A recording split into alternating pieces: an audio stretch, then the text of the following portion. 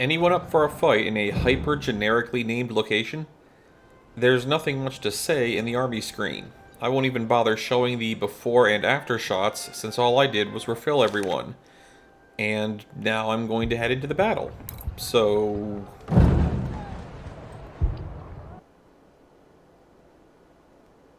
Your army is ordered to probe the rich farmlands and milder climate of Arkansas for a suitable winter camp. Scouts are reporting Yankee troops coming from the north and the east to attack your vanguard at the Broden's wheat field near Prairie Grove. We only get 12 brigades this time, guess I have to make them count. The enemy will be somewhat outnumbered this fight, but keep an eye on that brigade count they're bringing.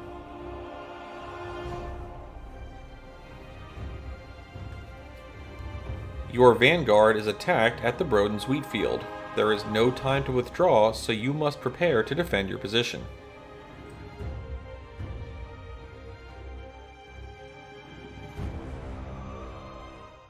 First up, this stage has 4 defensive positions, but their bonus is terrible, so we'll pretend they don't exist. Alright, much like Cross Keys, this stage has a blatant and obvious strategy that will work, but will result in a far less than ideal outcome.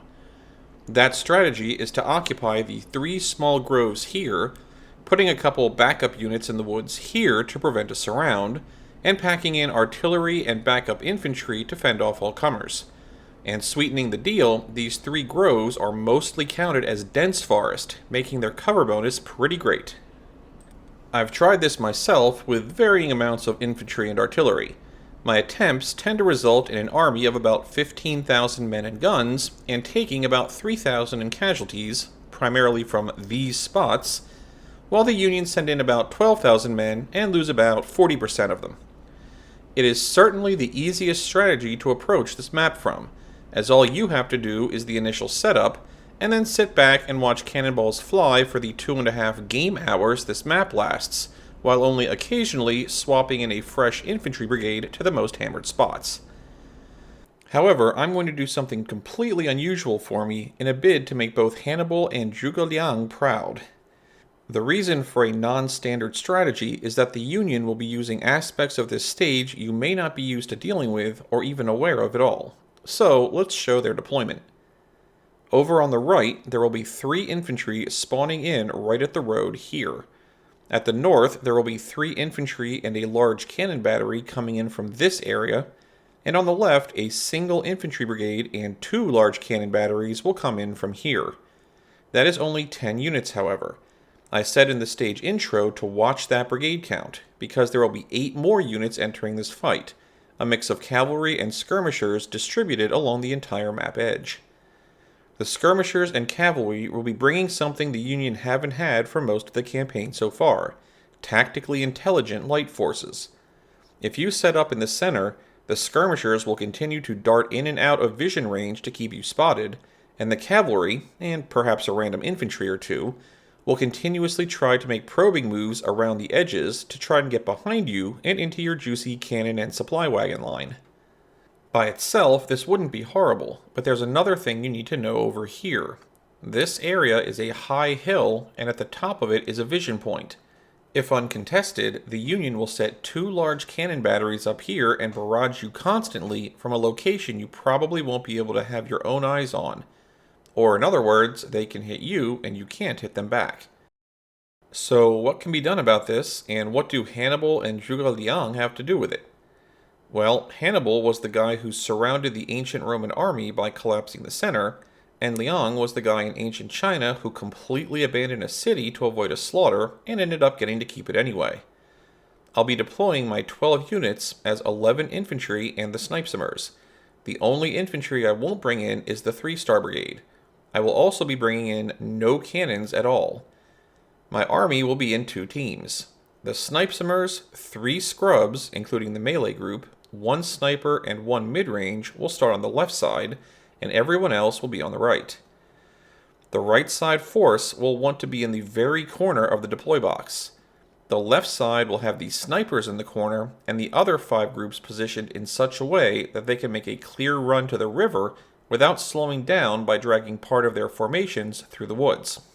At stage start, the left side team will be responsible for heading into the northwest, dealing with the 3 large units up there, and any skirmishers or cavalry they encounter, and the right side team will be responsible for charging the road in a bid to arrive just in time to ambush the 3 infantry on this side, and pushing them into the northeast corner to be eliminated, along with any skirmishers or cavalry that happen to get caught up on that side. The enemy center force will be allowed to just wander, completely unopposed, straight to the objective point. Like many stages, it doesn't matter if you constantly hold the objective. It just matters if it's yours when the battle timer reaches 0. The overall idea is that, by rushing 2 separate Union groups with overwhelming numbers, I can get them to panic themselves into the corners. Once there, I can leave the highly trained infantry to shoot them all down with near impunity, while reversing the scrub teams and snipesomers to return to the center, where, with any luck, all that will be left is 3 infantry, a single cannon, and any random skirmish or horse group that didn't decide to get slaughtered earlier. And if I'm really lucky, the Union forces that took the objective won't realize how great a defensive bonus the tree groves provide. During the final push, the left side supply wagon will sit on the vision point, and between him and the snipesomers sitting around this area, I should have near total spotting of the Union forces, including seeing any opportunity to take some snipesomer stealth shots. Speaking of the supply wagons though, be sure to keep them packed in very tight to the divisions they are following.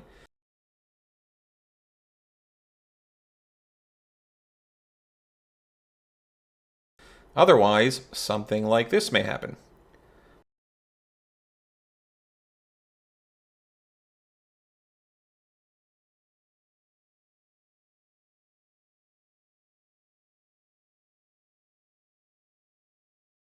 Or this.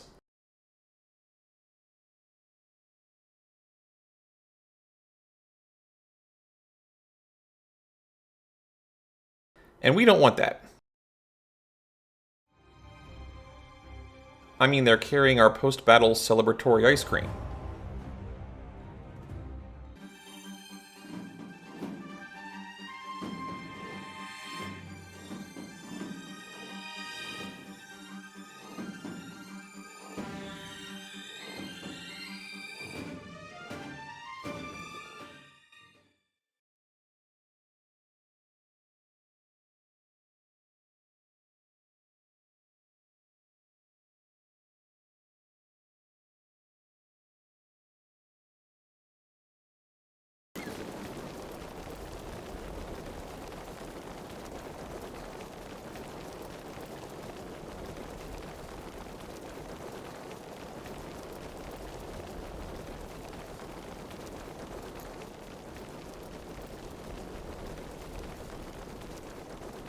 It's up to you if you want to push the left side unit all the way to the cannons on hold fire, or take time out to unleash any volleys on these smaller groups that get in your way.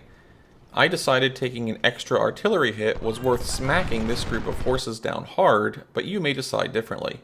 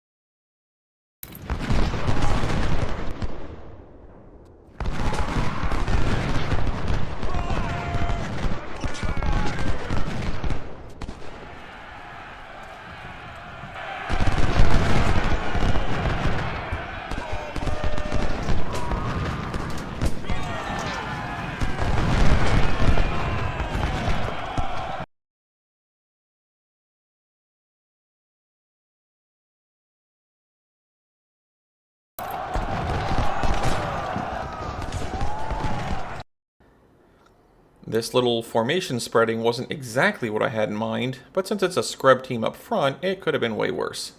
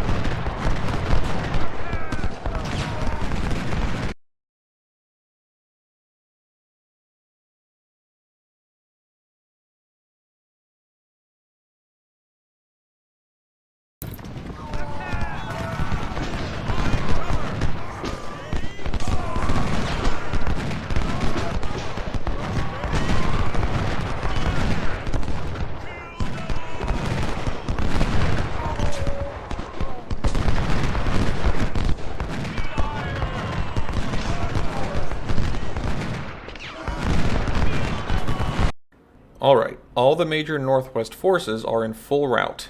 I can now take the forces on this side, have the sniper and mid-range groups finish things up, and start getting the other units into positions for later. I want to make sure I have plenty of time for this, as after everything up to this point, these units are fairly exhausted. They need time to both get into position and rest after getting there.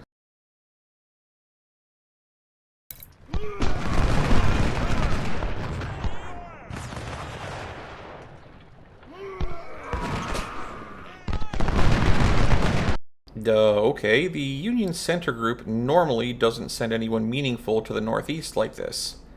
Well, at least if I'm going to be forced to fight on both sides, I get the benefit of wooded cover. I just hope it's only some of their force, though. If the entire center is swinging this way, I'm going to have an unpleasant time.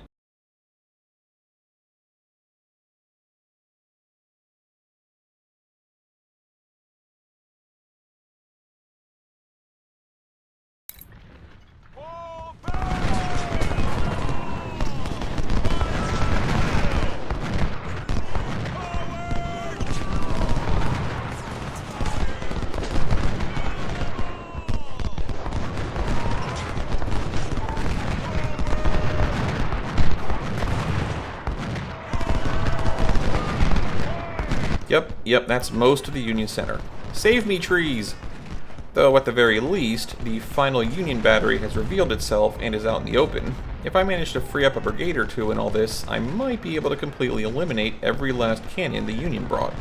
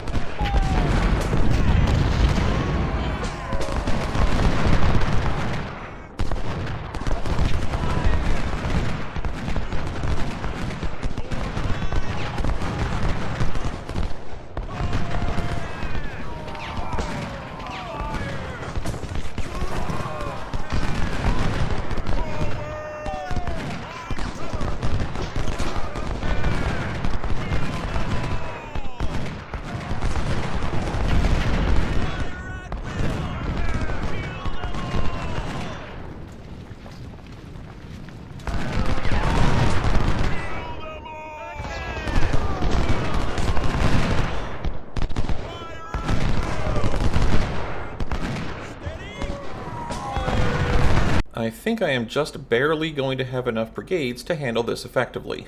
Good thing all the guys in the corner are mid-panic.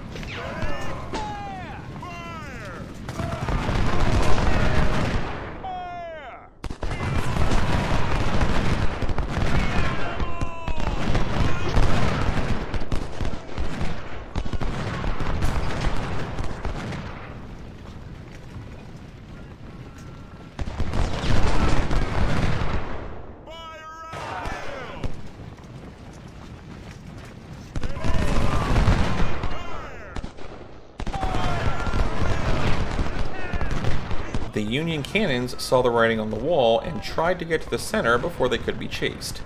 But as it happens, I have this certain mobile elite unit in the area.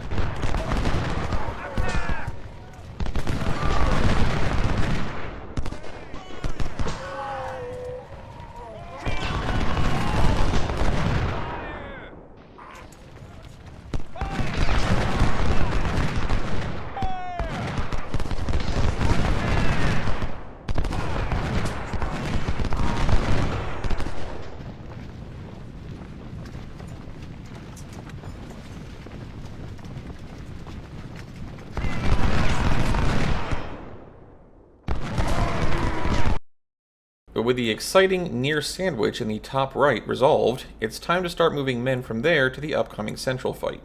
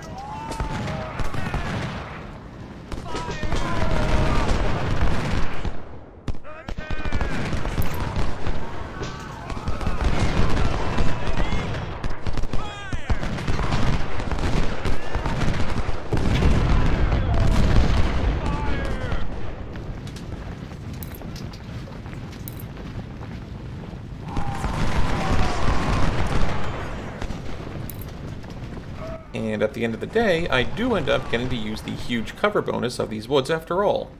Granted, I'm facing the completely opposite direction as was probably intended, but, you know, that's just how I roll.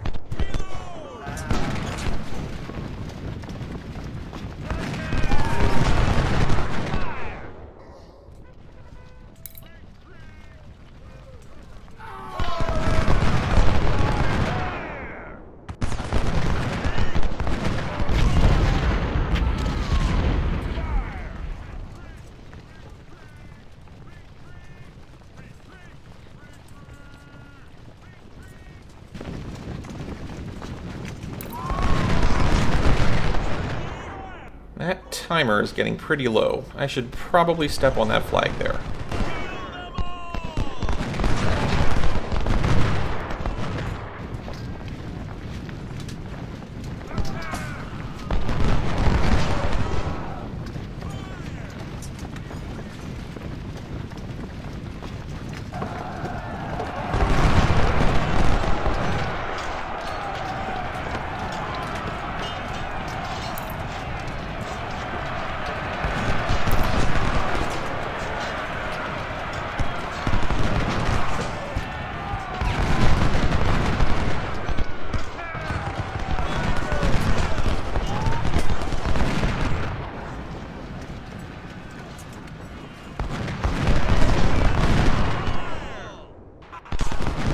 I get to extend the stage a bit due to the flag being mid-contest.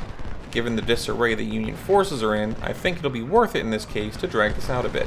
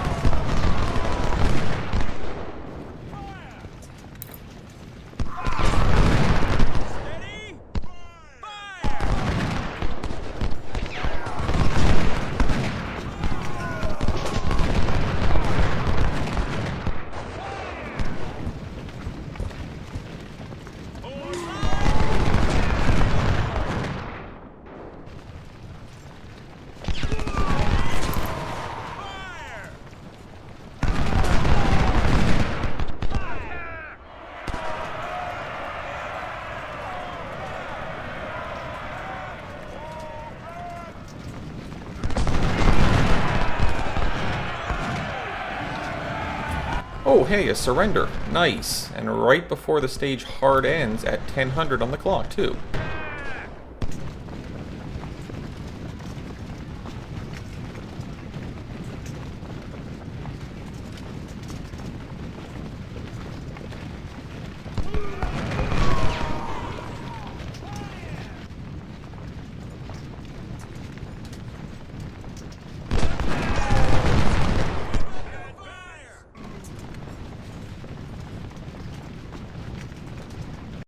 "21,000 men, 1,600 casualties, compared to 10,000 losses of the 14,000 Union troops. This was way better than sitting on the point and exchanging fire was. 146 scrub is the only reason I didn't dominate the leaderboard. Ah well.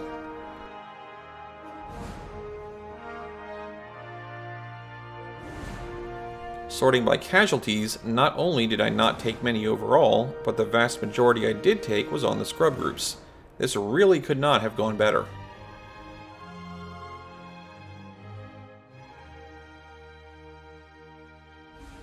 One promotion, one wounding, no officer deaths. Works for me. Wow, I captured a lot of palmettos. Good thing, given how much casualty cycling a melee unit tends to take.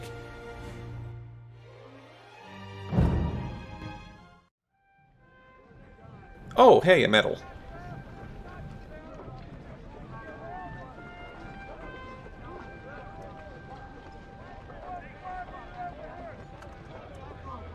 And that's it for this video. The grove has been prairied, and a save has been taken. I'll see you at Fredericksburg.